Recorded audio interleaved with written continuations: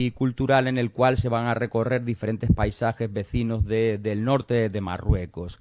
Así que es una, ya digo, una enorme satisfacción. Hay que agradecer que de nuevo nos hayan traído hasta nuestra ciudad pues a un elenco de especialistas venidos de diferentes universidades españolas, de la Universidad de Sevilla, de la Universidad de Granada, de la Universidad de Alicante, también pues especialistas formados en el Centro Superior de Investigaciones Científicas, que van a plantearnos pues diferentes temas relacionados con el medio natural de nuestra ciudad.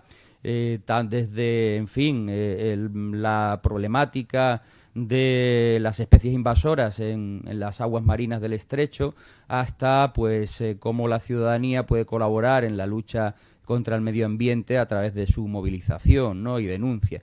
En fin, un espectro bastante amplio en cuanto a las temáticas que se van a tratar, que confío que sean del agrado pues de todos los asistentes.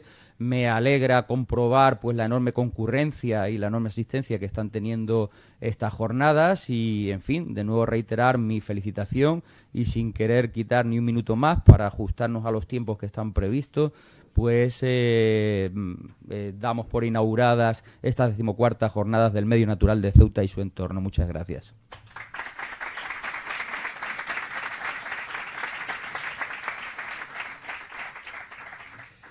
Muy bien, muchas gracias. Agradecer a Javier, como saben, consejero de Educación y Cultura y presidente del patronato del Instituto de Estudios Ceutíes, pues sus palabras. Decirles, ¿se oye bien? ¿Sí? Vale.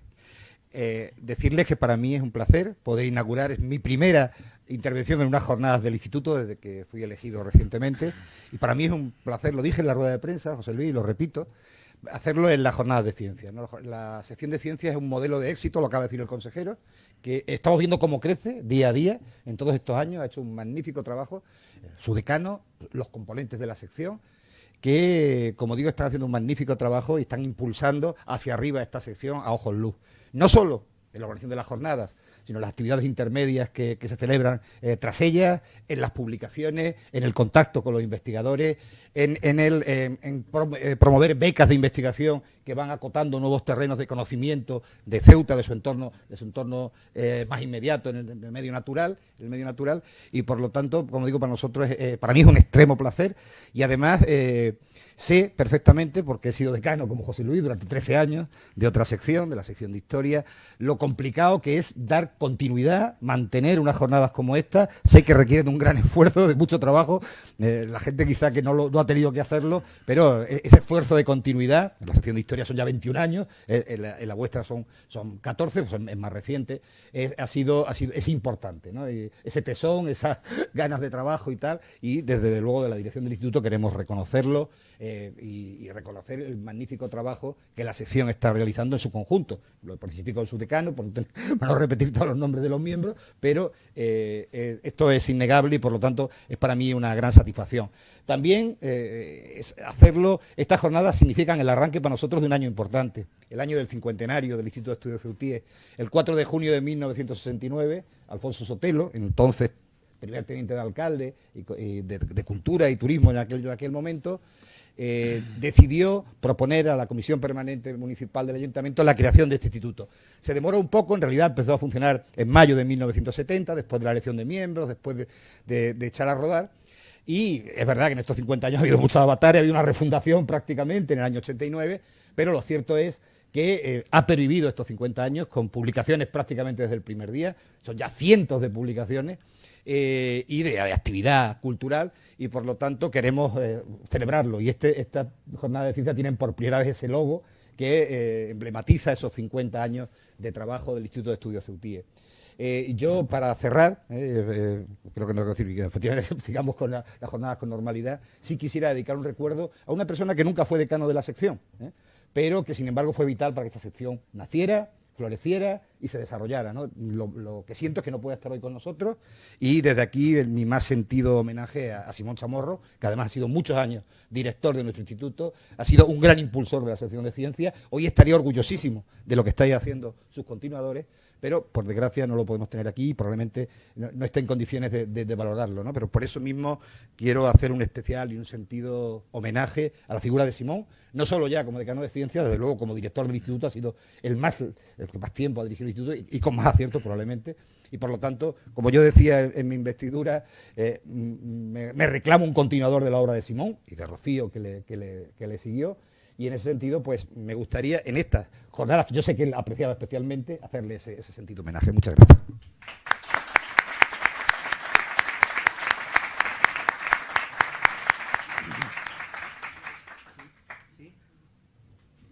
¿Sí? Ahora. Muy bien, muchísimas gracias al excelentísimo señor consejero de Educación y Cultura por la presentación, por supuesto a nuestro director, a José Antonio Alarcón. Muchas gracias por los piropos que nos ha dado. Bien, venimos, ya son 14 años pues organizando estas jornadas. 14 ediciones, que no 14 años, porque realmente ha habido algún parón de por medio. Estamos entre 16 y 17 años, desde que allá por el 2003 iniciamos las primeras jornadas sobre el medio natural de Ceuta y su entorno. Pensamos que efectivamente ha ido creciendo el interés por estas temáticas. Y, de hecho, bueno, pues hoy podemos ver aquí el salón prácticamente lleno. Para nosotros es una auténtica satisfacción porque realmente estas jornadas se organizan y se hacen para los ciudadanos, para todos ustedes, para que aquellas investigaciones que se van generando, tanto auspiciadas por el Instituto de Estudios CEUTIE como aquellas que no son financiadas o promovidas por el Instituto, pues salten del ámbito académico y lleguen a todos los ciudadanos. Creemos que este es el foro más adecuado para que estas publicaciones o estas monografías científicas que viene publicando el Instituto de Estudios CEUTIE, o bien que están a la espera de publicación, pues sean transmitidas por sus gestores, por sus paridores, a todos ustedes, ¿no? Y por supuesto, qué decir de Simón Chamorro, ¿no? Unirme totalmente al alegato de nuestro director, José Antonio Alarcón. Si estamos aquí hoy y celebrando estas 14 jornadas, sin duda es gracias al empuje, a la valentía, vamos a llamarlo así también, y a la mente clara de nuestro querido amigo y compañero Simón Chamorro, ¿no? Y desde aquí, pues, un sentido homenaje, ¿no? Bueno, y sin más preámbulo, damos comienzo a estas 14ª jornadas sobre el medio natural de Ceuta y su entorno. Comentaba el consejero en su presentación, bueno, pues que se van a tratar temas de suma actualidad, asuntos pues que están muy en boga actualmente, incluso a nivel de calle, ¿no? Y ven, nosotros para organizar estas jornadas hemos partido, como estamos haciendo en los últimos años, de 3 premisas básicas, que serían la variedad en cuanto a las temáticas, la oportunidad y, relacionada con la oportunidad, por supuesto, la actualidad, ¿no? En cuanto a la variedad, pues verán ustedes pues que tenemos en el constreñido marco que nos proporciona 3 tardes, al fin y al cabo 6 ponencias distintas, pues intentamos abarcar temáticas muy diversas, de forma que toquemos en la medida de lo posible un amplio abanico de afinidades temáticas y sobre todo pues que puedan ser colmados la mayor parte de los gustos personales de aquellas personas que participáis, ¿no? O participan en las jornadas. En cuanto a la oportunidad y a la actualidad, pues bueno, ¿qué más muestra o qué mejor ejemplo que la propia ponencia inaugural de esta jornada, la primera de las ponencias, en la que vamos a tratar pues un aspecto muy novedoso, una cuestión muy novedosa, un problema que surgió en nuestra ciudad, también al otro lado del estrecho, pero en el ámbito sobre todo del estrecho de Gibraltar, como es la brutal invasión biológica generada por este alga exótica Rugolopteris okamurae. Es una cuestión, pues bueno, yo creo que todos los ceutíes hablamos de esto. En cuanto a oportunidad me refería, comenzamos ya la temporada de baño, sabemos que están las playas, pues en muchas ocasiones y sobre todo cuando aparecen temporales de levante, se nos acerca uno para este fin de semana, pues las playas aparecen con enormes o ingentes arribazones de este alga invasora, que además está generando graves problemas a la administración en cuanto a la gestión de esos residuos que llegan a la playa. Se elevan los costes, lógicamente, y además hay problemas aparejados en cuanto a la salida de este tipo de residuos, ¿no? Pero bueno, esto es la punta del iceberg, como aquel que dice, porque nosotros vemos lo que estamos viendo fuera del agua, ¿no? O de la lámina de agua. El problema realmente, o la catástrofe realmente, la tenemos dentro, ¿no? En los fondos marinos. El alga vive... Bueno, ahora pues el ponente nos hablará largo y tendido del asunto. El problema realmente está en los fondos, ¿no? Y en los graves problemas que está generando en los hábitats marinos autóctonos de nuestras costas, ¿no? Bueno, pues a este respecto, el primero de nuestros ponentes, el doctor José Carlos García Gómez y su equipo del Laboratorio de Biología Marina de la Universidad de Sevilla, pues yo diría que desde hace 3 años aproximadamente que se detectó la presencia de esta alga exótica en nuestras costas por primera vez, pues han sido notarios casi a tiempo real de la catástrofe y de la invasión, que estaban generando en nuestros valiosos e hiperdiversos ecosistemas marinos, ¿no? Y lo que sería la irrupción y la capacidad invasora de esta especie, ¿no? El Instituto de Estudios de Ceutíes ahora mismo tenemos en marcha un mínimo de 2 proyectos sobre aspectos muy concretos relacionados con esta invasión biológica, pero por supuesto hemos estimado que lo más adecuado, lo más oportuno era que uno de los mayores, si no el mayor conocedor de esta invasión biológica que tenemos en el estrecho, pues nos ofreciera una visión general de qué es lo que ha ocurrido, por qué está ocurriendo y sobre todo las perspectivas de futuro que podemos tener en base a a la todavía incipiente investigación que se está generando en este campo tan novedoso, ¿no? Decía que, bueno, pues que en cuanto al ponente, el doctor José Carlos García Gómez, pues simplemente pues, me quedaría corto si estuviera hablando 3 días de sus méritos académicos, de su currículum vitae, en fin, ustedes ya lo tienen en el folleto, en el tríptico. Él es actualmente catedrático de Biología Marina de la Universidad de Sevilla y director del Laboratorio de Biología Marina de dicha universidad. Bueno, es autor de más de 200 publicaciones en revistas de alto impacto, ha dirigido más de 20 tesis doctorales, ha realizado campañas oceanográficas pues por todos los mares del mundo prácticamente, incluida la Antártida, entre otros reconocimientos, pues es premio extraordinario de doctorado de la Universidad de Sevilla en 1985, Premio Andalucía de la Excelencia Docente de la Universidad de Sevilla, de Medio Ambiente en 1996, Premio Nacional de Medio Ambiente en el año 97, Premio a la Excelencia Docente en la Universidad de Sevilla en 2004, es miembro del Instituto de Estudios Ceutíes y yo sé que hay un reconocimiento que él le tiene gran cariño, que es el Golden Trident, ¿no? Si acaso ahora él nos lo contará con un poco más de detalle. Bueno, en definitiva, un currículum pues excepcional, ¿no?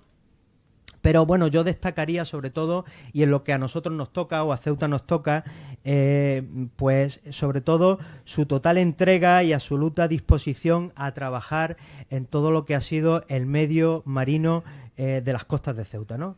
Él empezó a investigar en Ceuta ya por el año 85, si no me equivoco, 86, una campaña que en aquellos momentos pues tuvo mucha repercusión mediática, porque era la primera vez que llegaba un equipo multidisciplinar de biólogos, de investigadores de medio marino a Ceuta y, vamos, yo todavía recuerdo, yo era un chavalito por aquellos entonces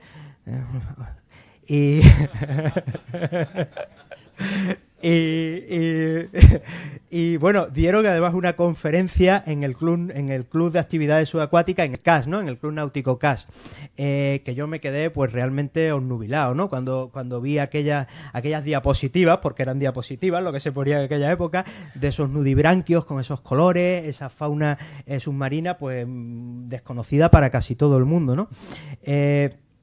Ya digo que comenzó allá por el año 86, ha descrito numerosas especies nuevas de nuestros fondos. Me viene a la memoria ahora un nudibranquio, el Tamya ceutae, dedicado a la ciudad de Ceuta, y además ha sido un extraordinario colaborador de las administraciones ambientales, tanto de la ciudad como del Estado, aportando siempre sus valiosísimos conocimientos, su sabiduría a la resolución de problemas siempre complejos, ¿no? Ha capitaneado los equipos de investigación, el equipo de investigación que ha desarrollado varias tesis doctorales sobre esta lapa que tenemos aquí en Ceuta protegida, en peligro de extinción, que es Patella ferruginea, que seguramente ustedes conocerán por prensa, ¿no? Pero por encima de todos estos méritos académicos e investigadores del doctor García Gómez, yo destacaría sobre todo su valía, su extraordinaria calidad humana, ¿no? Es una persona totalmente accesible, sencilla, siempre dispuesta a ayudar y a aportar soluciones, y además de un trato muy cercano, exquisito y amable, ¿no?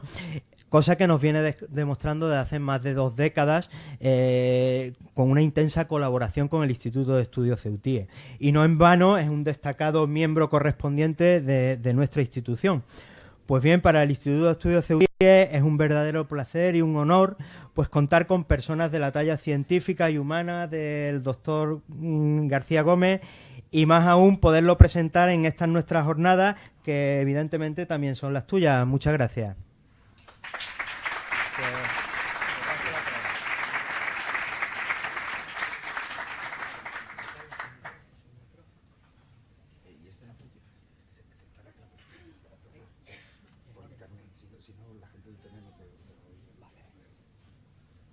Me avisáis si lo acerco mucho o lo alejo, ¿vale? Yo no sé.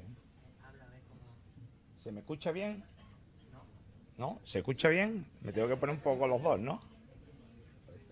A ver si no. Ah, vale, estaba encendido.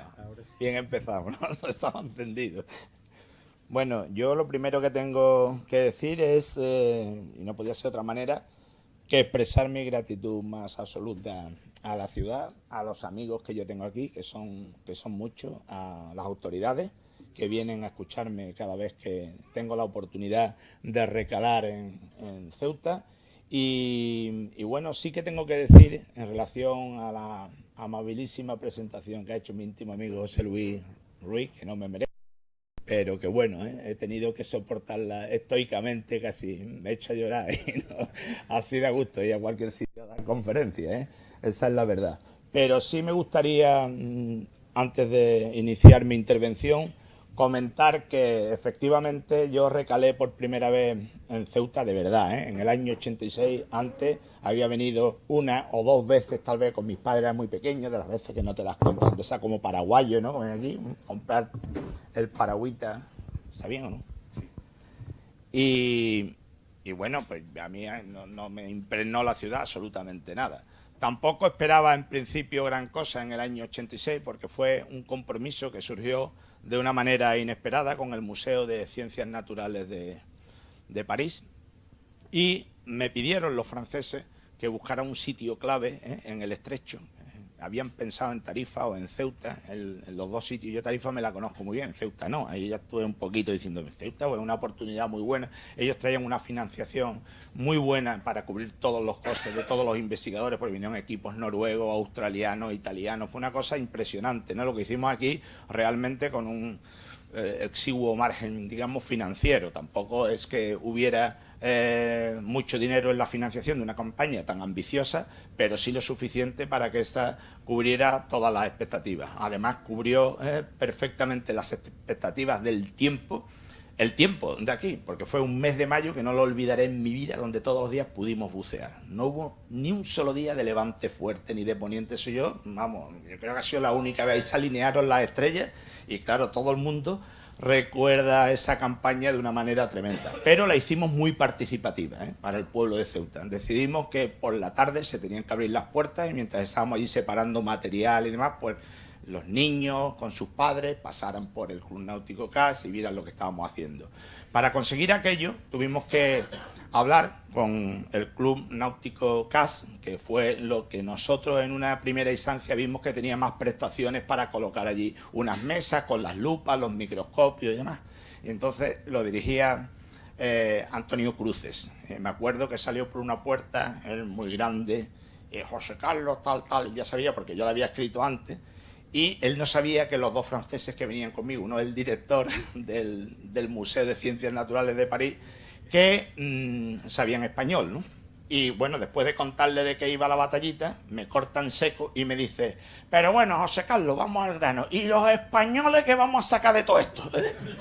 Yo no sabía dónde meterme. Y bueno, esa fue mi entrada triunfal en Ceuta. Luego ya me hice íntimo amigo de él y como consecuencia de ello y de que pasara pues prácticamente mucha gente, ¿no?, de Ceuta precisamente interesada por las actividades que nosotros estábamos desarrollando aquí, pues ya los puntales que siempre me han mantenido aquí, José Manuel Ávila, Paco Perejita, nuestro amigo Bavarín, que me cuesta recordar que se llama Salvador Díaz, y por supuesto los del Instituto de Estudios Ceuta, José Luis Ruiz y Javi.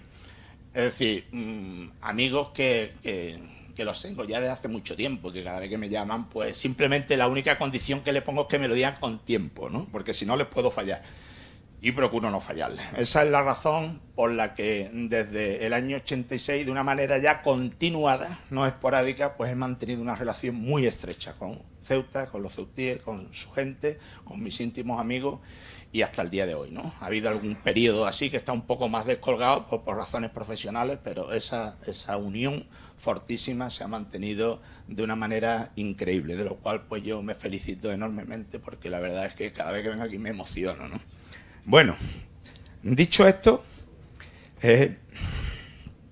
tengo que decir que cuando me dieron la opción de elegir la conferencia, en la línea que comentaba José Luis Ruiz de los temas mediáticos que ahora mismo nos afectan, hay uno en especial que realmente no he podido eludir, porque si bien yo ya estaba muy ocupado con una serie de proyectos en curso que había que implementar y que finalmente terminar, pues como presidente de la Junta Rectora del Parque del Estrecho, que al final me ha tocado repetir por 4 años más, pues me encontré con el problema absolutamente de frente, porque ya estaba generando en la otra parte del estrecho, aquí me consta que también, pues cierta alarma social. Es decir, esto ya se estaba desbordando de una manera increíble, porque las grandes cantidades de arribazón del alga que recalan en la playa o en las playas del estrecho, pues acaban pudriéndose, producen un mal olor, provocan unos costes muy importantes a los ayuntamientos que no tienen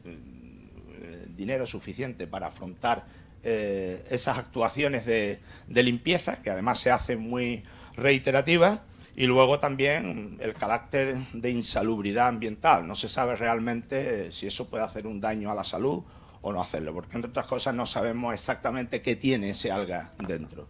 En cualquier caso, ya como biólogo marino no pude eludir tener que enfrentarme al tema, y precisamente la Compañía Española de Petróleo, su fundación, pues con un contacto que hice muy rápido, nos dio un primer proyecto, luego se han sumado otra serie de instituciones, se ha creado un pequeño consorcio, todavía nos falta un pequeño remanente para poder abordar los importantes costes que tiene el proyecto, porque la verdad es que lo hemos planteado a la matrícula, muy ambicioso, luego nos quedaremos a lo mejor en el notable, o a lo mejor en el aprobado. ¿Por qué? Porque toda la revisión bibliográfica previa de situaciones similares de bioinvasiones de macroalgas en el mundo no nos ofrecen una luz de esperanza clara, en el sentido de que esto es como ponerle puertas al campo. Yo le pongo puertas al campo, lo que está dentro se sale y lo que está fuera se mete. Entonces, ¿cómo controlas parcelariamente eso? ¿Cómo puedes hacer un tipo de tratamiento, que los hay, submarino, para eliminar el alga sin hacerle daño a las especies que tenemos aquí? Pues eso es un problema que va a estar ahí, y yo confío en que por otra serie de mecanismos que ya estamos detectando, en el futuro esto pueda ser controlable. Bueno, sin más preámbulo,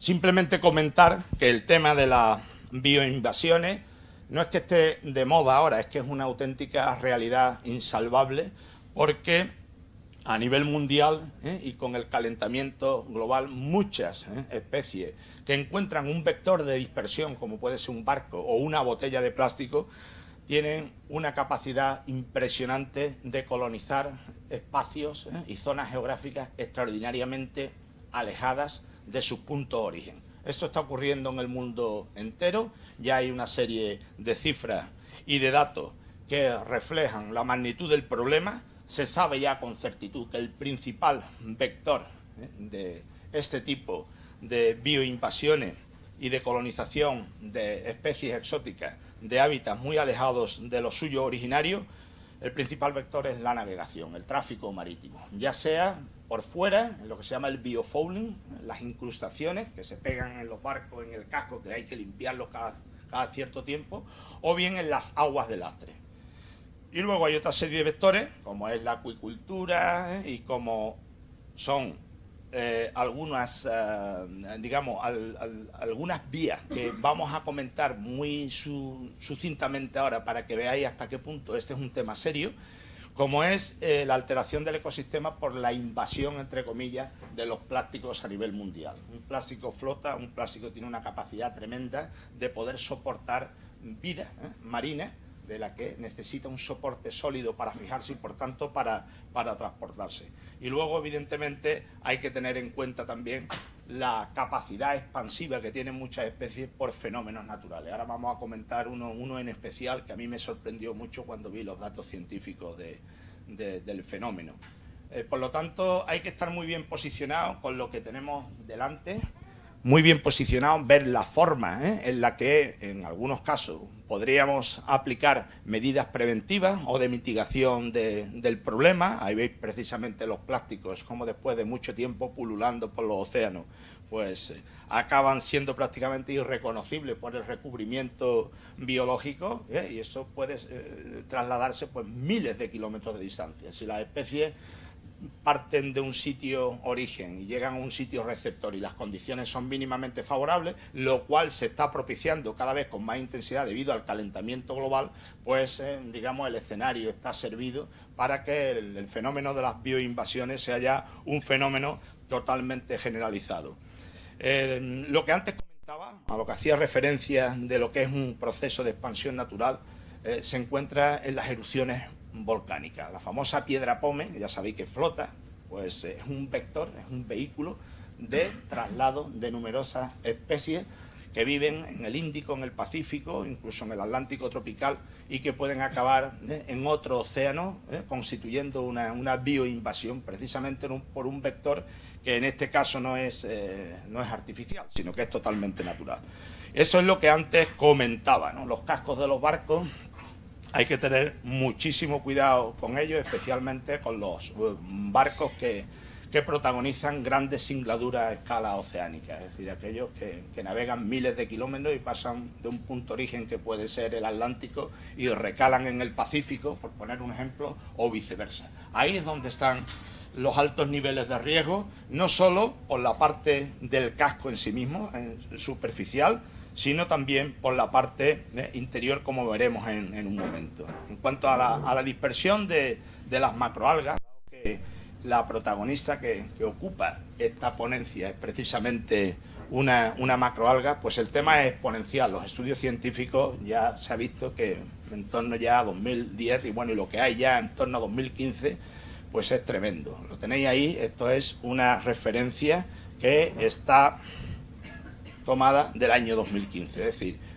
esto se ha disparado por completo y vamos a tener que aprender a convivir con ello. Las aguas de lastre a las que antes hacía referencia, pues son absolutamente necesarias para embarcaciones enormes, son buques de transporte y cuando van a recoger la carga tienen que lastrar con agua de mar el barco para que éste tenga estabilidad durante la navegación, pero cuando llega al punto origen suelta el agua para dejar ya esto libre para la carga. Cuando suelta el agua, pues suelta agua del Atlántico en el Pacífico, del Pacífico en el Índico, del Pacífico en el Atlántico, con todos los bichitos y plantitas que pueda haber dentro, aunque sea a una escala microscópica de esporas. Eso es un problema tremendo y eso hay que tratarlo en origen o en la zona receptora mediante un tratamiento de esas aguas, por ejemplo, con luz ultravioleta C. La ultravioleta C pues va entre 200 y 280 nanómetros. Es una luz altísimamente energética, es completamente biocida en el acuario de Sevilla.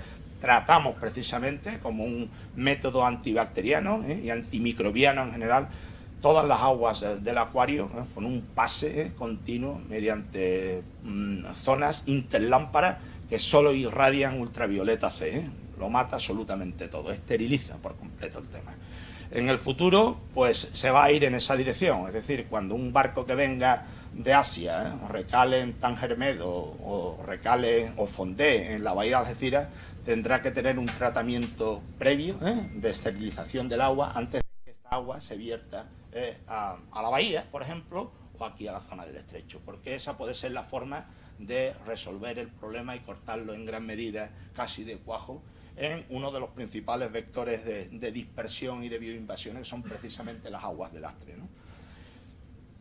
Las principales vías de introducción las estamos comentando ahora, pero hay algunas, como esta, que a mí me llamó mucho la atención. El tsunami de Japón de 2011, pues un tsunami de ese calibre rompe en costa muchísimas estructuras, desde puentes, y eso queda al albur de las corrientes. Y bueno, cuando se ha hecho el estudio de la repercusión directa de este tsunami, pues se vio que casi 300 especies de Japón han aparecido en Oregón, en Estados Unidos, a cerca de 8.000 kilómetros de distancia. De esas la mayoría, bien es cierto, que no pueden prosperar, porque no es su ambiente exactamente, y esas especies desde un punto de vista evolutivo no son competitivas con la fauna y con la flora local. Pero algunas de ellas, como ha sucedido en el estrecho, se encuentran con que no tienen ni un herbívoro que se las coma, porque están defendidas para ello. Y luego tienen una potencialidad competitiva por colonizar el espacio que no tiene prácticamente competencia con ninguna de las floras, de las especies de la flora local o de la fauna local. Y entonces da un golpetazo de autoridad, digamos, en esa mesa ecosistémica nueva y acaba convirtiéndose no en una anecdotita de una especie del mar del Japón que de una manera tímida pues intenta flirtear con la fauna y la flora local para buscar un sitito, sino que simplemente arrasa absolutamente con todo. Es lo que ahora mismo estamos viendo en el estrecho, ese es el escenario que tenemos, esos son los crecimientos exponenciales que están medidos en el caso de las bioinvasiones últimamente, y es el tema que antes comentaba que nos debe preocupar a todos, pero que debemos aprender a convivir con él. Ahora existe un caso similar en el mundo al del estrecho, que es el del sargazo del Caribe. La diferencia es que el sargazo del Caribe y la zona donde está protagonizando esa bioinvasión es de una especie del Caribe, no es una especie exótica. Simplemente lo que se ha visto es que con el calentamiento global están cambiando las corrientes allí y en el transcurso de esas corrientes se están encontrando unas inyecciones de nutrientes que provienen de fuentes de contaminación que hacen que la especie se desborde en crecimiento. Y eso ahora está acabando con, digamos, la zona turística, o la está castigando muchísimo, la zona de Quintana Roo, de las Islas Cozumel, donde está Cancún, etcétera. Es un problema brutal con unas pérdidas en millones de dólares tremendas, simplemente porque claro, el turista que va allí y quiere bañarse y lo que se encuentra es un cenagal de algas, donde se está bañando, pues dice, mientras esto no se solucione, yo no vengo más aquí, y además no le doy buena prensa. Es decir, que tiene unas connotaciones de impacto económico en el ambiente turístico verdaderamente brutales. Esto lo tenemos aquí en el Guadiana. Yo estoy dirigiendo un proyecto importante sobre el estuario del Guadalquivir y estoy verdaderamente aterrado de que esa especie que proviene del Amazonas, el camalote, pues llegue al Guadalquivir. Fijaros que esto es el Guadiana y aquí no se ve el agua, nada más que se ve aquí. Está totalmente cubierta. Menos mal que el Guadiana, a diferencia del Guadalquivir, no es un río navegable. Pero ya se han gastado en torno a 32 millones de euros para erradicar el problema con fondos europeos y no lo consiguen. Es decir, las pérdidas económicas que generan las bioinvasiones son elevadísimas. muchos casos son prácticamente insoportables por la administración local, la autonómica, hay que recurrir en el caso de Europa a fondos europeos y ni por esa, porque es este caso, se ha ido completamente de las manos. Y nosotros lo que estamos, o lo que vamos a hacer para un proyecto que está en curso, es colocar estaciones de vigilancia ambiental, estaciones centinelas que detecten de una manera rápida el inicio de la invasión para erradicarla. En el momento que eso se va de las manos, ya mal asunto. Esta es la línea de la Concepción, ahí enfrente. Y esta es nuestra alguita, la de aquí, la de Ceuta, para que la veáis, de hace un par de años. El problema está en el estrecho, perfectamente afianzado. Esto es Bolonia, el año pasado, ya lo veis, y a Bolonia no había llegado, ha llegado en menos de un año, o sea, sirvió o actuó a modo de cortafuegos la isla de Tarifa, desde Tarifa hacia el Atlántico, para nada prosperaba. Se veía como material de arribazón, pero no se veía anclada ya, fijada en las piedras. Pues en un año ya ha pasado prácticamente el faro de Trafalgar, ¿no?, hacia Conil, es decir, ya toda esa zona la ha colonizado el alga. Sin embargo, en el Mediterráneo le cuesta muchísimo más. Es decir, Gibraltar sí que está haciendo de cortafuego, y eso probablemente se debe a que cuando hace poniente, aquí, el agua allí está muy fría, porque el viento va desde tierra al mar, arrastra la superficie del agua hacia adentro y está restituida por agua profunda. Por eso, si os habéis bañado en la zona de la Costa del Sol con poniente, muchas veces se ve la gente, yo no sé cómo se puede bañar uno aquí, mete uno el pie y está el agua helada, como un plato, pero helada. Entonces, este alga no se encuentra para nada bien con el agua demasiado fría, y por eso precisamente puede actuar de cortafuego. Esto es el corazón del Parque Natural del Estrecho, la Torre del Guadalmesí. Esto es continuo allí, y además donde está la flechita es precisamente la desembocadura del río que le da nombre a la torre, del río Guadalmesí, un río que está en el centro del Parque del Estrecho, una zona de cala o ensenada donde todo el arribazón se va acumulando y se va pudriendo, y va generando unas condiciones de insalubridad tremendas. Y luego está el hecho de que antes de salir el material de arribazón pues se concentra en el agua. Aquí puede haber 1 o 2 metros de profundidad y es una columna totalmente de algas empaquetada ahí esperando que un golpetazo de corriente la saque. Bueno, ese proceso de putrefacción masiva aquí genera un problema ambiental tremendo, no solo para el ser humano que se quiera bañar, sino para las especies autóctonas. Hay algunas que están en peligro de extinción, como la lapa a la que tú has hecho referencia, Patella ferruginea, que está en la zona intermareal. Cuando sube la marea, ese animal sale a comer totalmente en un fangal de descomposición, así. Y ya hemos detectado algunas que se están muriendo por esta razón. Pero eso hay que demostrarlo. La ciencia para esto ve las cosas, uno es capaz de formular su hipótesis de trabajo, pero luego hay que convertirla en una tesis y demostrarla. Allí la tenéis. Y las situaciones geográficas de las zonas de cala o ensenada donde se están produciendo estos acúmulos y donde esta especie está siendo especialmente vulnerable. Eso lo vamos a investigar con finura para, a la hora de hacer un protocolo de medidas de contingencia que promuevan actuaciones de mitigación del problema, pues podamos priorizar situaciones, ¿no?, en función de que las especies afectadas estén en peligro de extinción o no, y ahí hasta un montón de descriptores que podríamos señalar ahora. Luego, cuando se seca, pues produce unos acúmulos que salen flotando, como si fueran esponjitas, y eso luego se va degradando fuera, ya mar adentro, y cae en el fondo. Eso está provocando un impacto que puede ser medible, lo hemos visto en algunos sitios en particular, pero fijaros en esta imagen, esos acúmulos que están en la costa lo que hacen es acorralar un montón de especies de cardúmenes, de peces pelágicos, de sardinitas, de boquerones, y al final no salen de ahí. No sabemos si es que realmente falta el oxígeno al final, o estas especies cuando se está descomponiendo sueltan unos productos tóxicos a los que ahora vamos a hacer referencia, que hacen que sea absolutamente inabordable el poder vivir en la columna de agua cuando ese proceso se desata de una manera masiva con una biomasa enorme de estas especies. Con la pesca no tengo claro lo que está pasando, pero sí me escribió personalmente el presidente de la Federación Andaluza de Cofradías de Pescadores, absolutamente alarmado para que los científicos interviniéramos en el tema, porque ya no sabían cómo abordar la situación de algunos pescadores que utilizan unas artes de pesca. Ese vídeo porque no lo podemos activar aquí, pero esto es un molinete que está sacando un arte de pesca. Si uno ve el vídeo entero no ve la red, solo ve el alga impregnando la red. Yo tengo imágenes submarinas de trasmayo donde no ve el trasmayo, lo único que ve es una cortina de algas perpendicular al fondo, y tú dices, aquí qué es lo que hay, parece una pared, es una red totalmente cubierta de algas. Y los pescadores se están quejando mucho de pérdidas importantes en el sector debido a ello. Evidentemente, cuando hablamos de arribazón en playa, hablamos ni siquiera de un 10% de lo que se produce bajo el mar. Es decir, un poco la punta del iceberg. Tú ves el iceberg y dices, oye, 9 de 10 partes del total está sumergido. Tú estás viendo una de 10 partes. Pues esto es un poco lo mismo.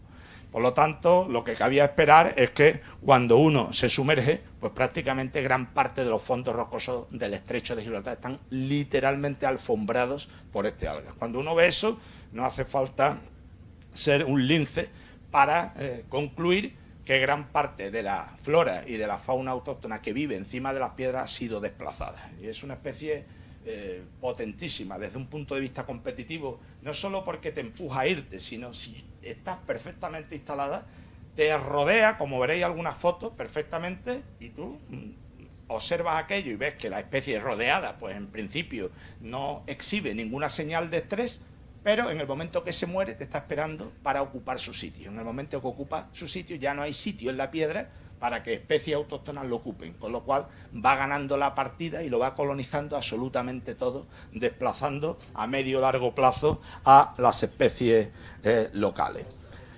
Fijaros en esta grafiquita, yo en ese tipo de conferencias no soy para nada, digamos, partidario de colocar gráficas, sino ir más a las imágenes y a contar una historia, ¿no? Porque si no se hace, entre otras cosas, muy pesada. Pero fijaros aquí que estamos a partir del 60% de cobertura, es superficie de fondo recubierta por el alga, en donde hicimos un ensayo precisamente aquí en Ceuta. Pero entre 10 y 20 metros ocupa más del 80% de la superficie del fondo. Eso es una brutalidad, eso es...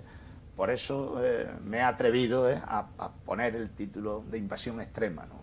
Es algo verdaderamente inaudito, y uno empieza a bucear en muchos tramos de las costas de Andalucía de aquí, lo que ve es eso, es decir, es como una intrusa que se ha introducido en nuestro ecosistema y ha dicho todo para mí, gracias, ¿no? Y entonces hay que ver cómo esto se podrá resolver en el futuro. Para colmo, es una especie muy camaleónica, porque lo mismo se exhibe con un porte muy frondoso, muy amplio, y tú dices, qué bonita, esa está, un alga bonita, pero de pronto ves otra ahí al lado y dices, esta no es la misma, hasta que te das cuenta que lo es.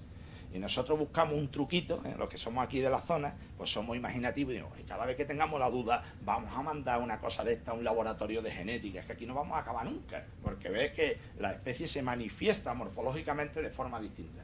A ver qué nos puede ayudar a descubrir qué es esta especie. A mordisco, ¿sabes? A mordisco. Entonces nos dimos cuenta de una manera muy sencilla que la especie pues sabe completamente distinta de todas las locales, pero un sabor fortísimo. No sé si habéis probado alguna vez el tataki de atún rojo, pero con el wasabi. El wasabi es para gastarle una broma a un amigo, yo se la gasté a mi hijo, porque parece guacamole, y le dije, mira qué rico está esto, pero tómatelo de golpe. Y por poco se le incendia la boca. Pues algo parecido hace la criatura, ¿no?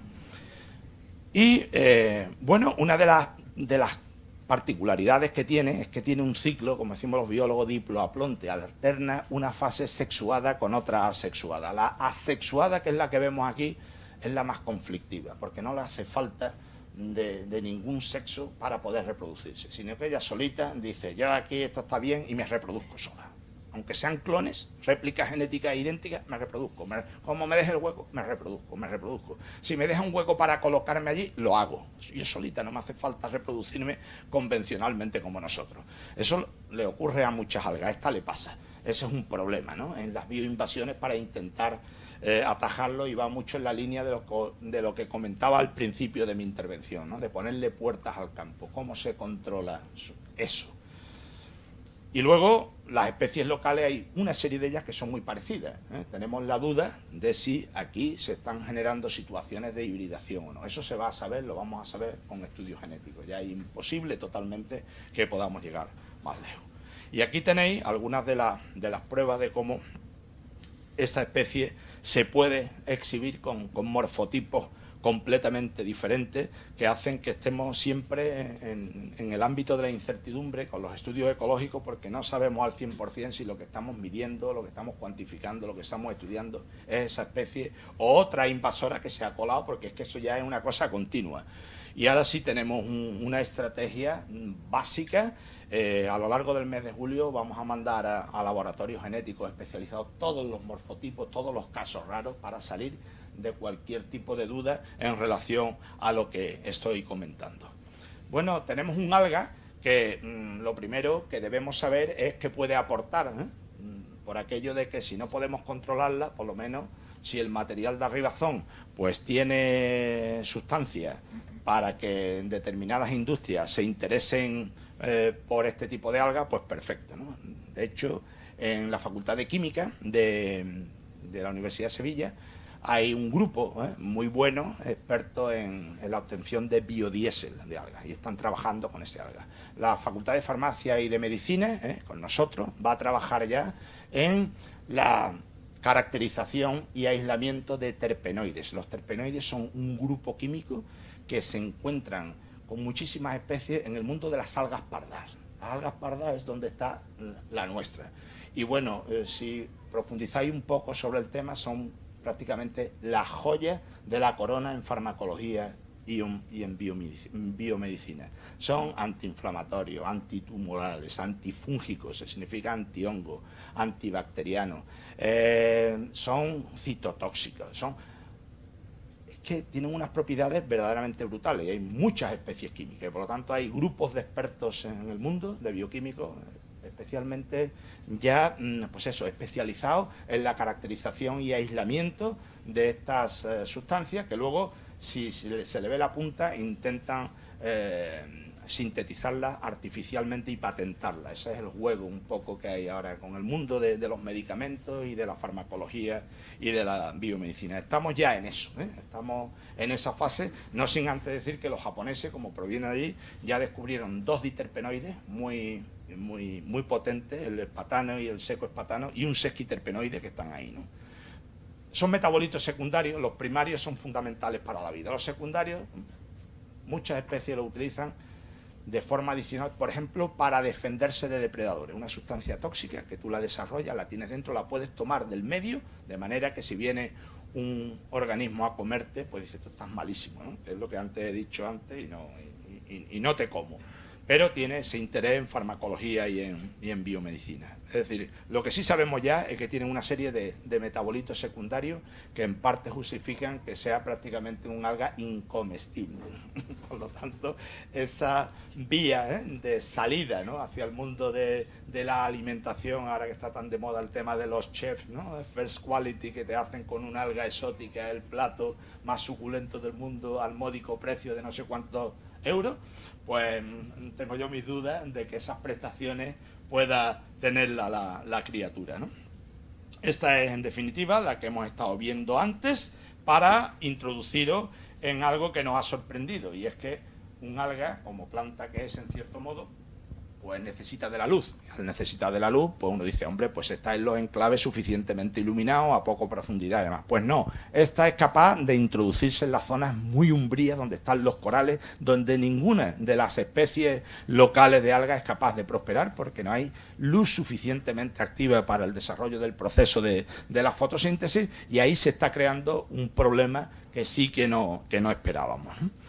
Luego, uno de los focos de introducción más importantes de las especies exóticas que puedan ser potencialmente invasoras son los puertos. Mañana nuestra querida Macarena, que se formó en nuestro departamento allí en Sevilla, va a dar una ponencia específica sobre el tema. Pero yo quise ver las prestaciones que tenía esta especie en los puertos. Impresionante. Está en los diques exteriores de abrigo, en la zona exterior, en la interior, en las zonas de transición.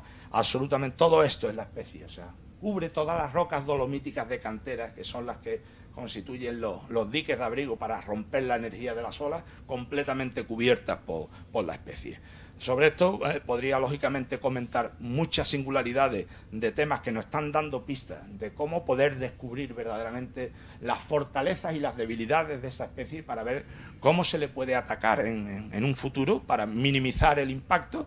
y verdaderamente nos hemos quedado sorprendidos de la plasticidad adaptativa tan impresionante que tiene. Se coloca absolutamente encima de todo, en todos lados, pero sin compasión, ¿no? Veréis aquí algunos casos que a mí me llamaron poderosamente la atención. Si aquí hay buceadores, cuando habéis encontrado con la cubierta de una rueda de camión o de coche, pues eso es un caucho que es muy anti-fouling, es decir, eso no le gusta a ningún bicho marino colocarse, y se ven todas las plantitas al lado y la rueda diáfana sin que se coloque. Pues esta se coloca también. ¿Le gusta? ¿Es que le gusta? Es que es una algamasoca totalmente, va a por todo. Y en las zonas de máxima energía, de las piedras en el fondo, donde no se coloca otra, pues se coloca también. En las redes, estas son retales de redes que te encuentras en el fondo, que yo las he desencriptado un poco, precisamente para poder hacer la foto y que se viera de qué estaba hablando, ¿no? La distribución de la especie ya lo tenéis aquí, donde hay arribazón o no. Esto ya se ha quedado anticuado, porque ya hemos visto que ha rebasado la zona de Trafalgar. Pero aquí y aquí, es una bioinvasión en toda regla, en la línea que estamos comentando ahora. ¿Qué está pasando aquí? Ahora, es que se ha colado una diapositiva que ya la he puesto antes. Antes de ir ya a entrar en la última fase de la exposición, comentaros simplemente que el medio marino, al ser el mar un medio en torno a 1000 veces más denso que el aire, pues tiene la particularidad de no ser visto desde arriba. Nosotros somos entidades biológicas terrestres, no marinas. Entonces hay que tener especial sensibilidad con el mar, porque podemos estar bañándonos con el agua en el ombligo y ahí puede estar aconteciendo una catástrofe ecológica y no somos capaces de advertirlo. ¿Por qué? Porque podemos pasar de esta situación a esta sin darnos cuenta y además ser irreversible. Los biólogos marinos estamos muy metidos en ese tema. Los casos extremos del blanco y el negro son obvios de identificar, no así la gama de grises intermedia. Ahí es donde está el reto para el biólogo marino, que es capaz de detectar con prontitud que se está produciendo un problema verdaderamente tremendo. En este sentido, simplemente comentar que hay catástrofes ecológicas que cambian el sentido totalmente de lo que es la red ecosistémica de una zona concreta del mundo, al nivel de cambiar totalmente la apariencia, por ejemplo, por la erupción de un volcán. Esto, si queréis, luego os comento por qué. ¿Por qué digo esto? Porque es tan sutil todo lo que pasa en el mar, que esta ilustración lo recoge perfectamente, parece que es exactamente lo mismo. Pero aquí nosotros podemos hacer un estudio finísimo de la calidad de agua, incluso de los organismos que están en el fondo, y al final, después de un tiempo observando esta pradera que llega hasta los 20 metros, llega un día que lo que hacemos es verla hasta los 15, es decir, entre 15 y 20 metros ha desaparecido. ¿Y eso qué quiere decir? Pues que ha habido ahí una componente de turbiedad del agua que no hemos detectado, que ha hecho que ya a partir de 15 metros esto no puede hacer fotosíntesis. Y entonces cuando le seguimos esa pista nos damos cuenta cuál es el factor de contaminación y de alteración que ha aparecido o ha devenido absolutamente encriptado en todos los análisis anteriores. Y en definitiva, con este tipo de dibujitos, lo que quiero haceros ver es que pasamos de esta situación a esta en muchos casos, de esta situación a esta otra. Afortunadamente, en las actuaciones de restauración ambiental, esto puede ser reversible también, y lo hemos visto en algunos lados. Por eso hay que saber detectarlo a tiempo y entrar en esta historia. Y voy entrando ya en la parte final de la exposición, porque desde primera hora, cuando vimos que hay organismos que viven en el fondo marino encima de una piedra y que ellos solitos son extraordinariamente sensibles a cambios ambientales y se mueren en el momento que, por ejemplo, la temperatura sube, y se mueren porque no tienen capacidad de huida ni de desplazamiento. Imaginar un mejillón, si se le pone feo el tema, no puede salir, no tiene patita para salir corriendo y escaparse de allí. O soporta el nuevo cambio o se muere. Hay muchísimas especies extraordinariamente sensibles que nos pueden servir de chivatos, ¿no?, de vigilantes ambientales submarinos para interpretar qué es lo que está sucediendo con el cambio climático. Nosotros hemos puesto a punto una metodología muy sencilla, simplemente de cuadrículas, que se colocan en el fondo, son cuadrículas fijas sobre sensores ambientales que nosotros previamente hemos identificado como tales. Y sabemos que si eso cambia un día, por ejemplo, por la intrusión de una especie invasora como la que nos ocupa, eso nos lo va a detectar. Así ha ocurrido, y para que tengáis una idea del tema cómo va, Esas cuadrículas se monitorizan en el tiempo, se tratan de una forma muy fina para ver si hay cambios en la superficie y en las coberturas, especialmente de las especies sensibles que nosotros estamos monitorizando. Lo hacemos en un tiempo 1 al tiempo n, lo podemos hacer de manera continuada. Aquí en Ceuta vamos a colocar estaciones centinela también, como las que tenemos allí, dentro de lo que es la estación marina que estamos gestionando en la ciudad y que está en el puerto. Y esto al final nos lleva a un examen secuencial de las mismas fotos, exactamente. Eso es una información potentísima, porque está haciéndote ver si el sistema está o no cambiando y a qué puede deberse.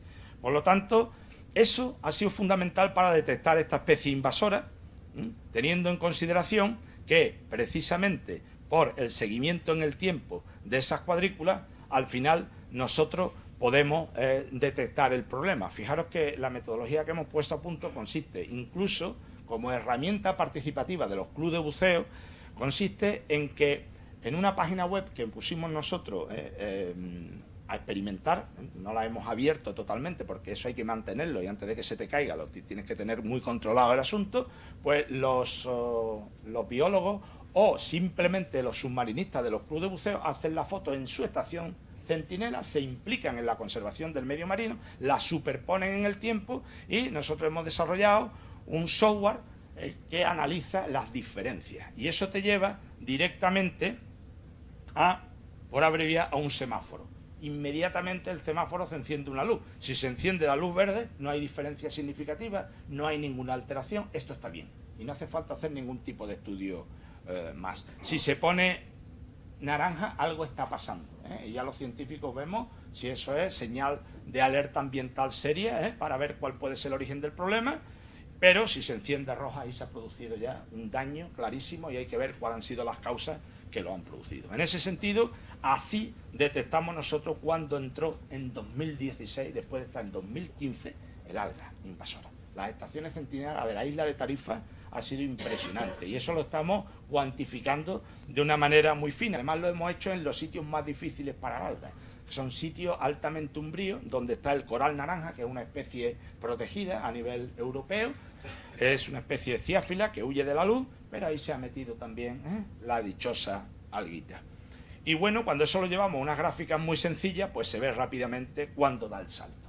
En la comunidad, la especie invasora, cuando invade, es porque otras se caen.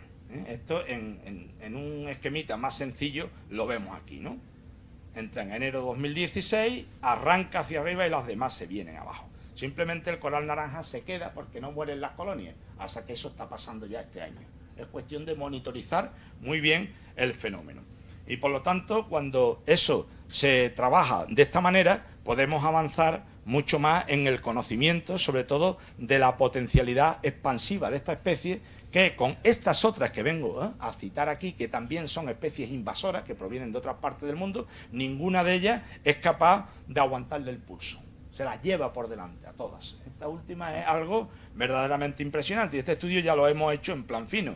Tan es así que cuando además no tiene sitio para colocarse, se coloca encima de las nuestras. Fijaros el proceso. Esta es uno de los morfotipos agresivos. Va creciendo y se coloca encima. Le doy la vuelta a esto y esto que ya se ha muerto. Es decir, no deja absolutamente nada. Hasta los gusanitos tubícolas que viven en tubos apergaminados, como este, que lo veis aquí, se colocan en los tubos y ocluye la salida del animal y se acaban muriendo. En el caso, por ejemplo, de las holoturias pasa exactamente lo mismo. Los pepinos de mar se suben encima de los pepinos y no se sueltan. Se acaban muriendo también. Esos son ya aspectos muy puntuales, muy finos, que nosotros vamos observando de cómo esta especie invasora ataca a la fauna, pero ya independientemente, y no deja títere con cabeza. Esa especie, que se llama litófaga, vulgarmente dátil de mar, está protegida por la Unión Europea. Bueno, esta especie es litófaga a su nombre el hecho de que vive dentro de las estructuras de piedra dolomítica, de cantera o no, que son de carbonato cálcico. Excava y ahí deja los dos huequecitos del sifón inhalante y el exhalante, son como especies de ochitos, y lo que hace esta especie es colocarse encima y ya no puede respirar y se muere.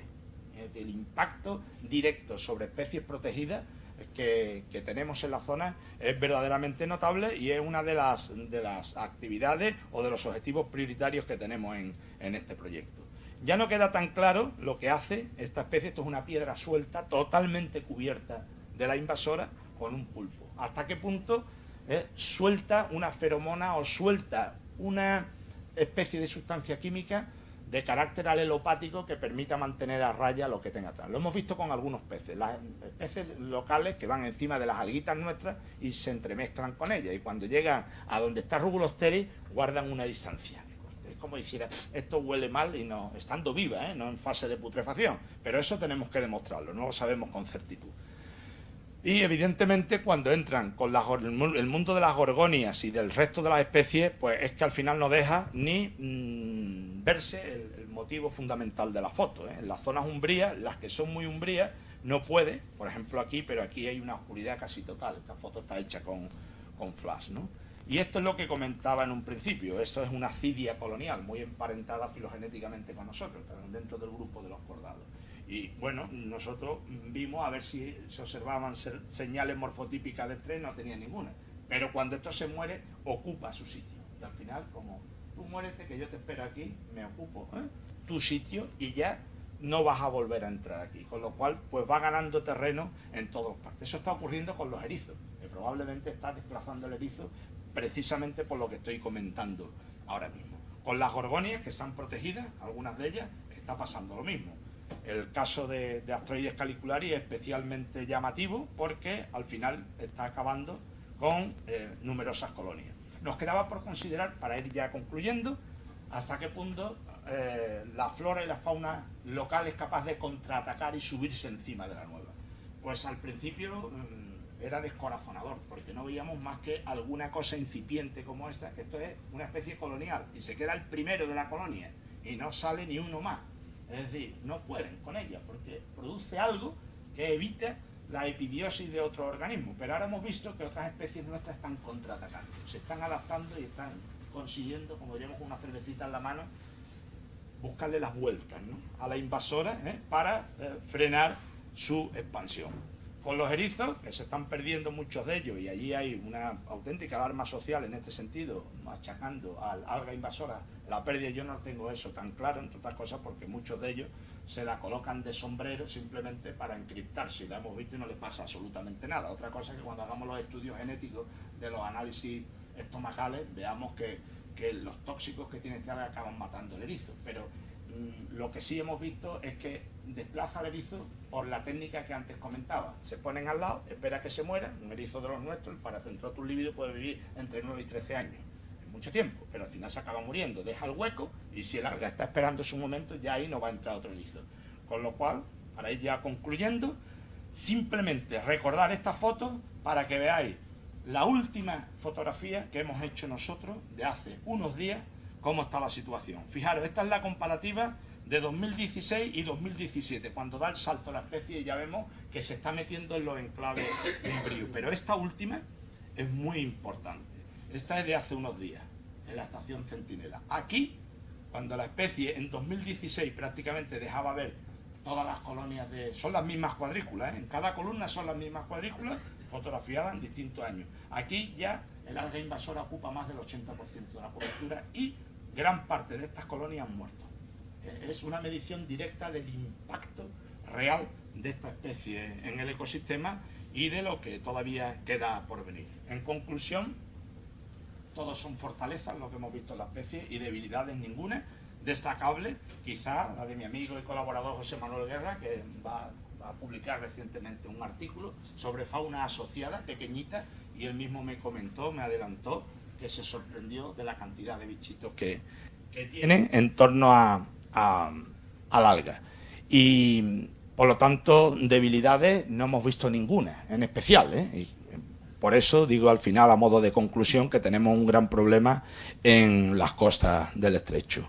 Muchas gracias a todos y estoy aquí a vuestra disposición.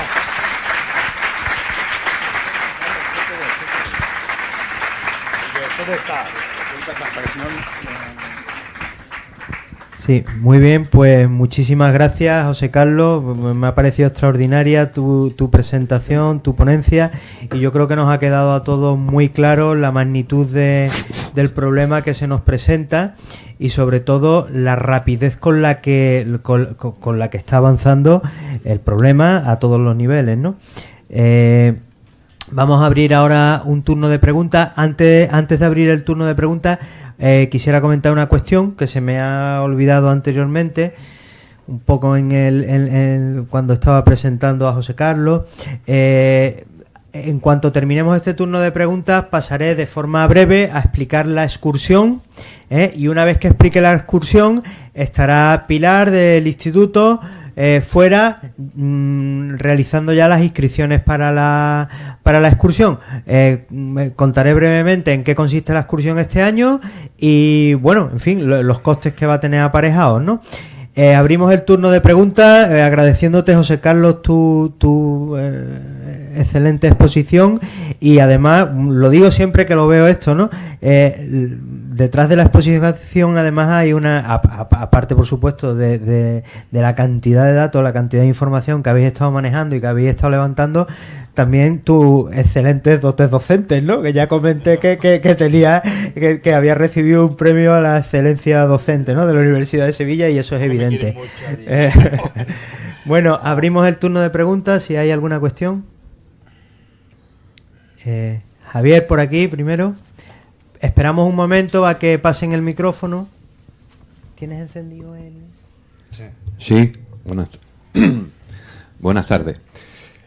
Bueno, pues más que una pregunta va a ser un agradecimiento, un lamento y dos preguntas. Agradecimiento, darte la enhorabuena por la ponencia, por lo amena que ha sido.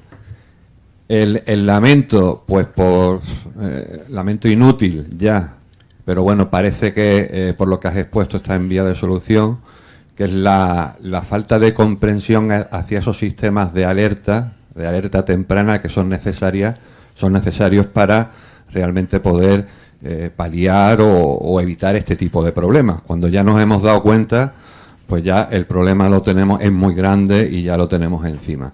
Y cuando uno intenta comunicar o demostrar la utilidad de una estación centinela, bueno, pues si no hay ningún problema, ¿para qué vamos a hacer una inversión o vamos a mantener unos costes en algo que no nos da ninguna repercusión, ¿no? De momento. Pero claro, cuando están ahí se detecta, ese es el aprovechamiento. Es como el seguro de casa, ¿no? Parece que no sirve para nada hasta que tenemos una desgracia y entonces sí que nos lamentamos si no tenemos ese seguro.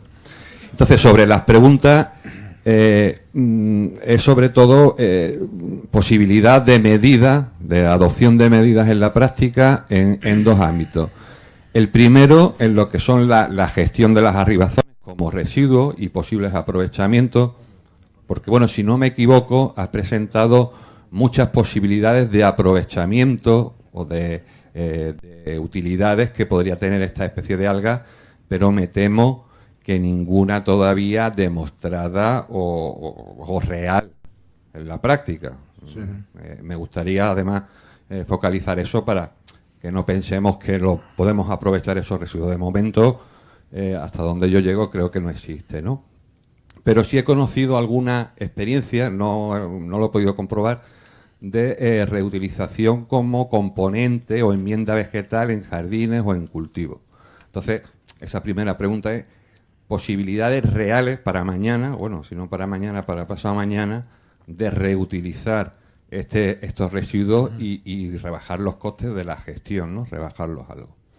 Y luego la segunda pregunta, que a mi parecer el problema, porque la gestión, bueno, puede costar más o menos, causa unas molestias, pero bueno, se puede asumir y al final se puede realizar. Pero el problema o el efecto grave es precisamente el efecto ecológico, ¿no? El impacto negativo sobre los hábitats y las especies, ¿no? Que eso sí que, si se llega a un punto, es posible que llegue a un punto de no retorno, ¿no? Un efecto ya irreversible.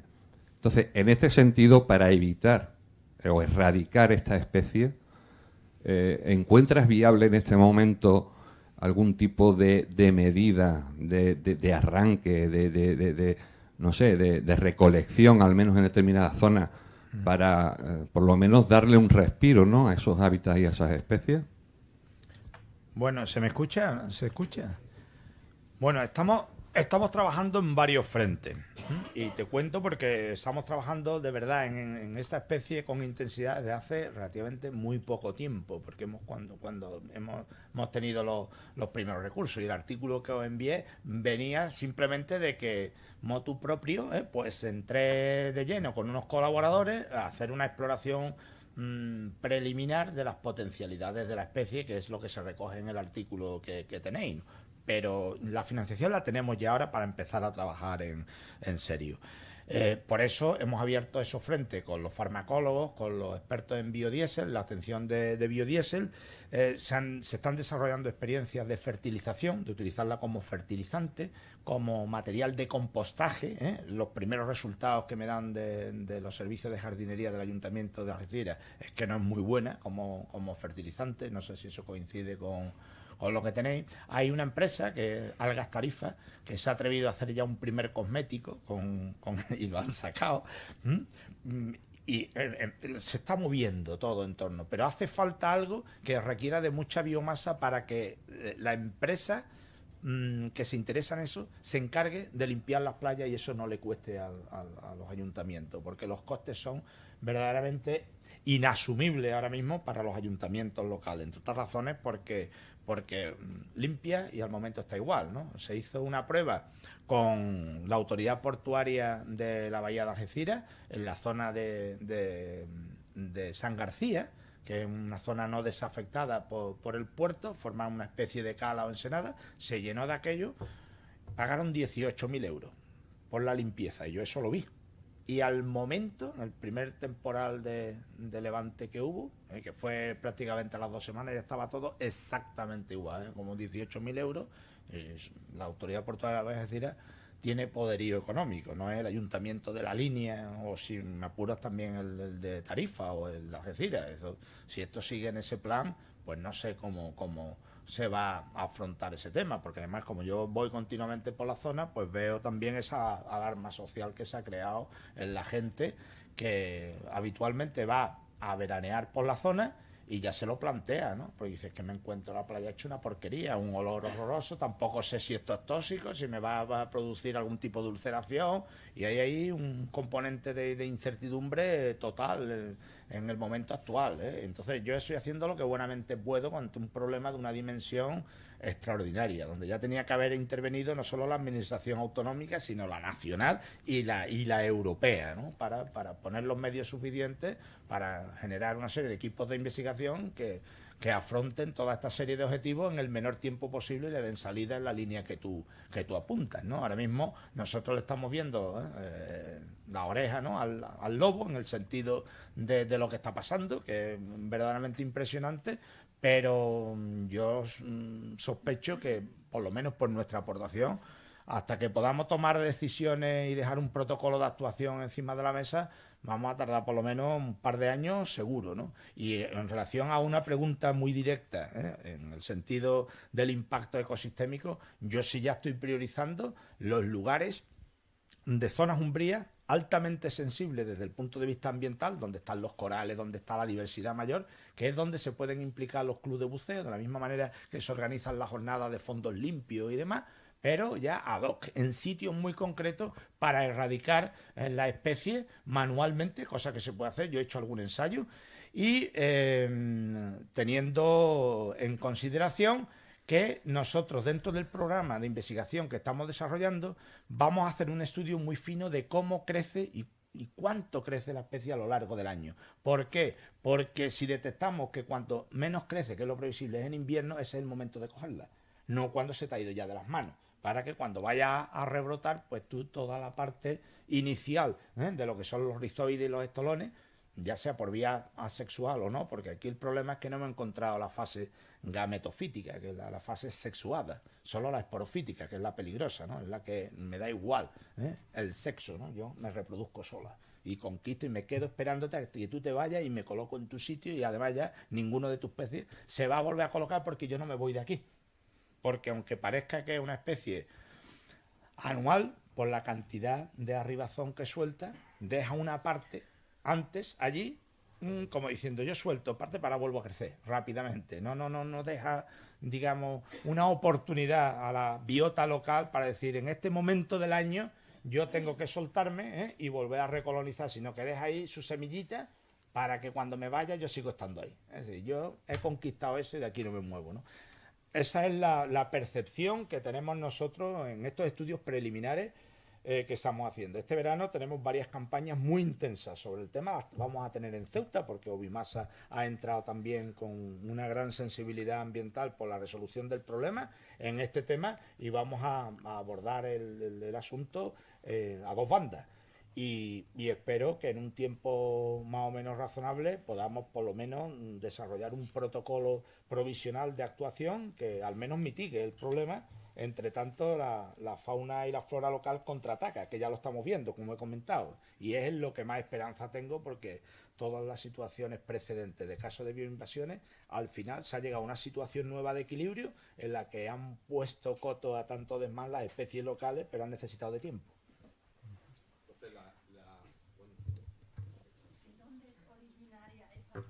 Es asiática, del mar de Japón. De Japón, sí. En Corea, Vietnam, Japón está por toda esa zona.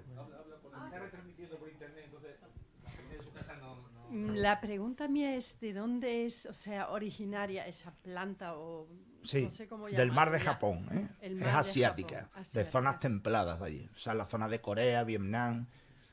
Y ahí, en esa zona, ¿cómo está ahí el mar? ¿Cómo convive ahí o ha convivido esa planta ahí? ¿Igual de agresiva o...? Sí, pensamos que ha venido... Porque, ¿qué deja de vivir esa alga? No sé. Claro, el tema es que tiene lo que nosotros hemos visto es que cuando se ha desatado la invasión aquí, ha coincidido con el pico de temperatura más alto en la historia de las aguas costeras de Andalucía, que fue en julio de 2015. Se alcanzó 23,19 grados. Eso fue un pico en julio, ¿eh? Nunca se dio esa cifra. Y fue ahí y entonces cuando hicimos la revisión en el mar de Japón, es precisamente la temperatura óptima, prácticamente entre 20 y 25 grados para la reproducción, coincidiendo exactamente. Entonces basta que la fase, digamos, asexual, ¿no? La esporofítica haya venido en las aguas del lastre de un barco que se haya soltado en la bahía de Girán-Tangermet para que ya se hayan alineado las estrellas. Una temperatura maravillosa y un alga que potencialmente está muy defendida con estas sustancias químicas. Si las especies locales no son capaces de frenar ese crecimiento, pues está servida la bioinvasión, que es lo que ha pasado, ¿no? Sí, yo creo que un poco también lo que preguntaba la señora era en su zona originaria, sí. ¿qué ocurre? Entendemos que bueno, pues que es una especie... El equilibrio, claro, allí ha pasado lo que va a pasar aquí en el futuro. Y es que como es originaria de allí, cuando una especie surge en un ecosistema, va triunfando en ese ecosistema en la medida que las demás te dejen, por decirlo de una manera muy sencilla. Y entonces, desde la base, desde el arranque de lo que se llama la sucesión ecológica, el proceso de formación del ecosistema en general, pues hay un equilibrio muy duro. Eso es como una jungla, es una guerra biológica brutal donde cada uno va encontrando su sitito, y cada uno se respeta en mayor o menor grado. Y además, si allí quiso flirtear como aquí, en el sentido de todo para mí, porque aquí nadie me come, en el sitio de origen de una planta de ese tipo siempre surgen, no los depredadores, porque es una alga, pero sí los herbívoros. Peces que se la comen, que son capaces de neutralizar las toxinas, y allí en el mar de Japón los tienen, aquí no. Aquí ha cogido a todo el mundo con lo que yo dije, esto es una porquería, ¿no? Pues los peces lo mismo, yo los veo que se acercan, es que ni siquiera se atreven a morder, sino hacen así como diciendo, porque no tienen brazos los peces, yo salté ahí y me voy.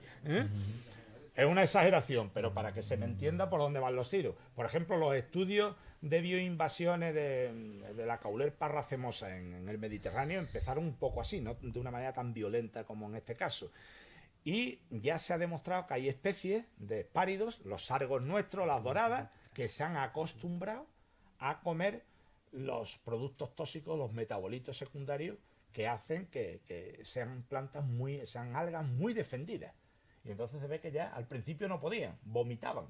y ahora ya lo asimilan perfectamente, es cuestión de tiempo. Dice, oye, esto al principio lo pruebas y vomitas por hacer una salada. Luego dice, hombre, esto pasa no con está el para whisky. vomitar. Y luego dice, oye, pues hasta está bueno. Eso hay gente hasta que, está bueno esto. ¿sí? gente que la Y pasa ahí con es el cuando- whisky también.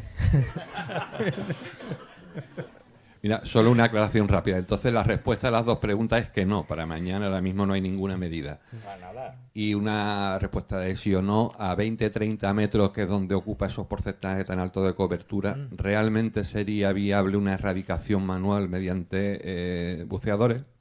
Hombre, en zonas iluminadas no, porque eso son cantidades inmensas. Puede ser un acto de buena voluntad, eso no se va a ninguna.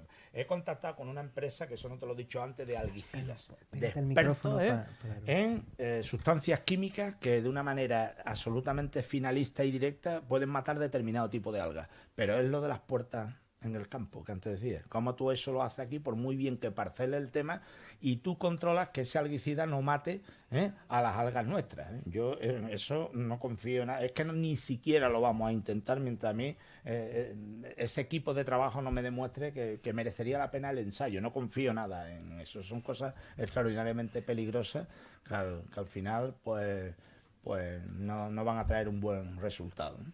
Pero bueno, algo saldrá para mitigar el problema. Yo confío en eso, si no, esto es ganas de hacer tontos y de comprometerse y porque de liarse. en esto que comentas, además incluso puedes estar acabando con un potencial aliado, ¿no? Visto la capacidad de respuesta que ya algunas especies autóctonas parece que están atisbando, ¿no? Sí. Yo me he sorprendido en un año, ¿eh?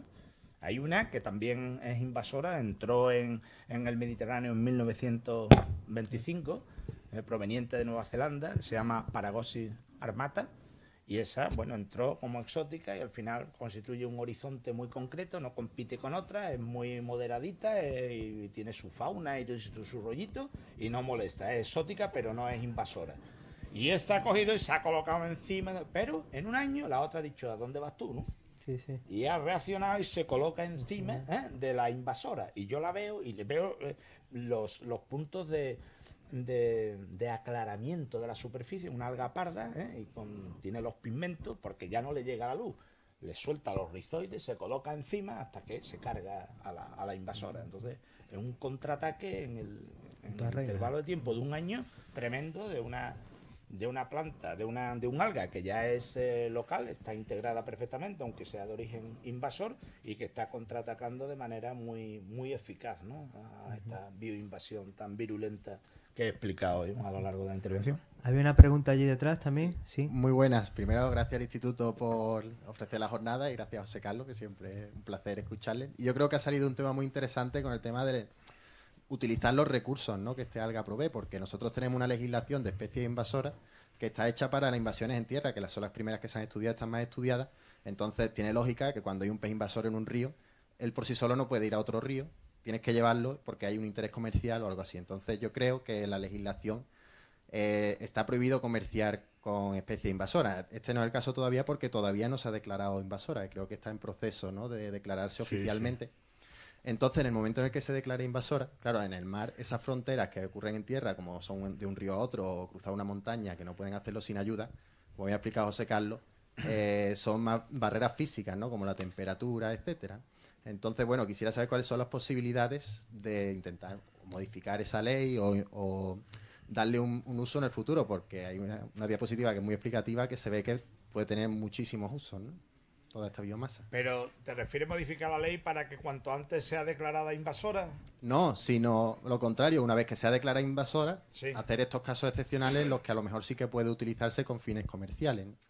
Porque Sí. en el momento en el que se Sí, declare ya... la ley siempre a ese nivel es potencialmente modificable, ¿eh? Lo que pasa es que te peligroso. piden un proyecto donde tienes que argumentarlo muy bien. A mí ese aspecto no me preocupa. Me preocupa, por ejemplo, me enviaron fotografías el otro día en la zona de límite de provincia entre Cádiz y Málaga, donde está la última subpoblación de Posidonia oceánica del Mediterráneo, la que está más próxima al Atlántico. La tenemos fotografía de eso. Pues salió ahí una cantidad enorme de arribazón de este alga. No sabemos si es por las corrientes que viene de la zona del estrecho o porque ya se ha instalado allí, en las praderas de fanerógamas marinas, para que me entendáis. Las fanerógamas marinas son plantas con flores, son dependientes, o sea, derivadas de plantas terrestres, tienen raíz, tallo y hoja, a diferencia de un alga, ¿no? La planta terrestre nuestra tiene una raíz para afianzarse y para coger el agua y los nutrientes. El alga no. El alga tiene un rizoide, que es una especie de raíz, para simplemente fijarse. Toma todos los nutrientes y el agua a través de lo que es el talo, ¿no? Es una de las grandes diferencias entre las plantas terrestres y las algas marinas concretamente. Pero estas a las que me estoy refiriendo son joyas evolutivas. No hay ni 50 especies en el mundo. Y el último bastión cerca del Atlántico está allí. Pues ya tenemos esta que estoy deseando. Ahora en julio hago una campaña expresamente para dimensionar el alcance del impacto en esa joyita evolutiva que tenemos ahí, ¿no? En el límite de provincia. Yo creo un poco porque también comentabas el asunto de los aspectos, el aspecto normativo del Real Decreto sobre especies exóticas y la Ley 42/2007, la que da pie a este Real Decreto. Te referías al caso de que en el momento en que se declarase como especie invasora no se podría hacer un uso comercial de la planta. Efectivamente, solo recoge la actual normativa en materia de especies exóticas invasoras. Y la verdad que es que ha supuesto un problema importante con otras especies invasoras en el territorio nacional, como ha sido, por ejemplo, el cangrejo de río, la trucha arcoíris, la percasol, etcétera, ¿no? Una serie de especies que además constituían, tenían una cantidad de población importante. Por ejemplo, en las marismas del Guadalquivir, con el cangrejo de río, había un problema social importante, ¿no? Al declararse invasor, se prohíbe pues la comercialización y la captura, ¿no? Por parte de digamos, un uso comercial o en este caso pesquero, ¿no? De esa especie. ¿Qué ocurre? Que bueno, que el que hizo la ley hizo la trampa, ¿no? A continuación, poco después, pues se aprobaron una serie de medidas, otro Real Decreto que modificó esta normativa y hizo una serie de excepciones, porque además ocurre, o como puede ocurrir con este alga, ya veremos cuál es el devenir de este alga, ¿no? Ocurre que es que las administraciones legislan de esa manera, pero después no ponen los recursos para que esa legislación se cumpla, en tanto en cuanto a acabar con el cangrejo de río. Hoy por hoy en España y concretamente en la desembocadura del Guadalquivir, en las marismas de Doñana, porque nos entendamos, pues es una utopía. Es una utopía, porque es brutal la invasión. Llevamos decenas y decenas de años con ella y es imposible, ¿no? Entonces, la única forma de realmente tener mantenidas o contenidas esas poblaciones dentro de unos límites no asumibles, pero mucho menos que si no se hiciera una explotación casi industrial de ellas, pues es vía pesca y recurso pesquero. Eso es así. No sé yo qué ocurriría en el caso de este alga, pero evidentemente si se le busca una solución comercial, por llamarlo de alguna forma, pues posiblemente habría que estudiar la excepción, ¿no? Evidentemente ya con la experiencia que hay con este tipo de especies y además las broncas parlamentarias que han llevado aparejadas, pues yo creo que este tipo de situaciones se estudiarán y se sopesarán mucho y muy tranquilamente antes de plasmarse en una norma, ¿no?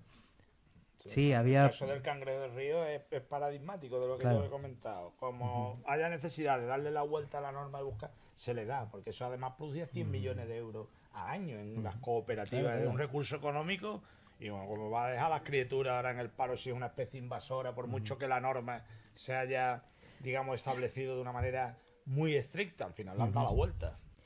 Una pregunta más y rápida, porque es que vamos ya muy mal de tiempo, ¿vale?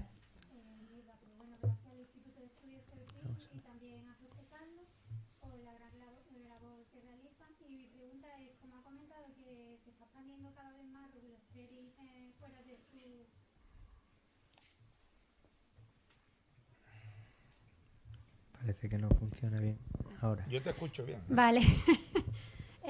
Como en la expansión de Regulosteri sigue creciendo fuera de su zona inicial geográfica, ¿cómo atraería peces japoneses? Sería una de las preguntas. ¿Y cómo influiría también la contaminación en la evolución de Regulosteri en nuestras costas? Y la tercera, ¿cómo afectaría la alimentación de la ingesta de peces nuestros que se han adaptado a comer Regulosteri o Camoral? Gracias. Bueno, yo en relación a a la primera, eso en biología hay que tener muchísimo cuidado, porque todos los experimentos que se han hecho de traerte el depredador, pasó con, por ejemplo, con el conejo, ¿no? Y el zorro en Australia también. Traen el conejo, se constituyen plagas y nos llevamos el zorro, porque allí, claro, no tenía ningún depredador, y ahora llega el zorro, llega a Australia, y dice aquí... Pero perdona, José Carlos, sí. que te interrumpa, me refería no a traer nosotros el pez de Japón, sino que ese pez se vea atraído al ver la gran zona que tiene. Que pudiera venir sí, voluntariamente. Que pudiera voluntariamente venir Sí, especies japonesas aquí. Eso puede ocurrir perfectamente en las aguas de lastre. Claro, y Que afectaría... haya sido y vengan unos cuantos y entren y dicen, hombre, si aquí tenemos la colega y además por todos lados, que comemos eso allí. me Y refiero. entonces tenemos la plaga 2, ¿no? La 1 ya estaba y ahora viene la 2. Eso podría ser, claro. Vale, Con eso. invertebrados igual, mucho más viable que con peces, ¿no? Invertebrados herbívoros que son capaces de neutralizar esos metabolitos secundarios que los tiene en Japón. Esos son más fáciles todavía de venir en el biofouling o en las aguas de lastre. Vale. La otra era cómo influye la contaminación en el crecimiento o expansión de Regulosterio camorae. Bueno, yo pienso que si la especie se encuentra en un sitio donde haya un aporte importante de nutrientes, viendo cómo es capaz de desarrollarse en cualquier parte, se va a ver muy beneficiada, ¿no? Sin embargo, lo que he visto en particular en zonas muy antropizadas o parcialmente antropizadas, interior de puertos y demás, está, pero no está tan bien como en zona de aguas libres, entre otras cosas porque dentro de un puerto en el agua es como llaman los ecólogos de modo calmo, ¿no? No se mueve prácticamente y no se mueve la energía, ¿no? Y son algas altamente energéticas, eso se ve perfectamente incluso en los escalones donde se asientan en las piedras en el fondo, donde se coloca, donde pega la corriente y se produce la derivación de ahí es donde se colocan, no los sitios por ejemplo completamente planos donde le cuesta trabajo afianzarse y demás, ¿no? Y eso estaría por ver, ¿no? Yo en julio voy a hacer una exploración en sitios ya antropizados, pero donde hay una cierta aportación de nutrientes cerca de emisarios de aguas residuales de origen urbano, de sospechoso tratamiento en las depuradoras, y vamos a intentar ver si se beneficia o no ahí, ¿no? Y Bueno, el tema del plástico, perdón, cree que por también favor, una puede cosa muy elevar la rápida. Es que temperatura hemos dicho del una agua. pregunta y iban tres ya. Vale. ¿vale? La última. Bien, por favor, muy rápido. ¿El tema del plástico cree que eleva la temperatura del agua haciendo idónea el agua para Regulosteria? El tema de plástico no entendí. La contaminación de plásticos, por ejemplo, Sí. aparte de otros contaminantes, ¿cree que eleva la temperatura del agua como para que el alga se encuentre más agua? No, yo creo que eso todavía es un campo. Los plásticos están por todos lados, sobre todo los microplásticos, los nanoplásticos, que eso no los vemos al bañarnos, ¿no? Y no sabemos hasta qué punto puede contribuir en la superficie del agua, que es donde más se encuentra, a subir la temperatura. Ahí se están haciendo una serie de estudios ahora muy, muy modernos y el tiempo dirá, pero yo personalmente, pero es una intuición y es una opinión, ¿no? Creo que de momento eso no está afectando de una manera sustancialmente importante al fenómeno, y menos en el estrecho, que es una cosa fascinante. Yo, y por último, simplemente que sepáis que este alga se detectó ya en el Mediterráneo por primera vez en la laguna de Tau, en el Golfo de Marsella, ¿no? Eso es un autor que se llama Verlac, en 2009 lo describió, y además dijo que se introdujo allí precisamente con el cultivo de la ostra japonesa, pero en invierno la temperatura allí es muy baja, y esa temperatura sí que nos dio la idea de que efectivamente esa temperatura baja es un cortafuegos. Entonces dice, allí ¿por qué no se ha constituido en plaga en esa zona y aquí sí? Pero que claro, cuando tú ves aquí la evolución de la temperatura, dices, esto es un traje de chaqueta ambiental fabuloso que se ha encontrado la especie. El tema es si ha venido desde el Golfo de Marsella, porque no se ha quedado para nada en ningún tramo intermedio de la costa, toda la costa española, o ha venido por las aguas del Lastre de un buque de procedencia asiática que ha deslastrado aquí en la bahía de Algeciras o en Tangermet, ¿no? Eso lo tenemos como incógnita. Pero bueno, ya por lo menos le vamos estrechando el cerco y vamos sabiendo más, ¿no? de las exigencias de la especie y por dónde van los tiros. Muy bien, pues muchísimas gracias, José Carlos.